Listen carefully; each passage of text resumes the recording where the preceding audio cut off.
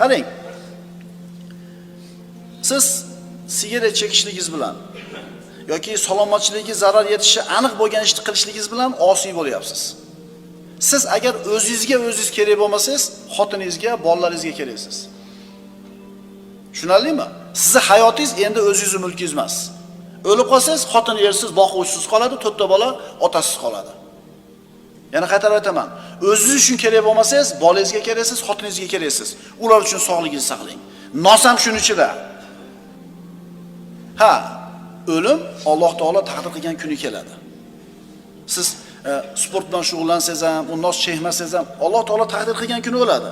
Lekin musulmon kishi o'zining sog'ligini avvalab asrashligi uning yelkasidagi vojibi. Endi haliga Alloh aytgan bo'lsa, bola orasan desa, aytamizki, ha to'g'ri. Chanqagan bo'lsang, tumshug'ini suvga tutma. Alloh yozgan bo'lsa chanqog'ing.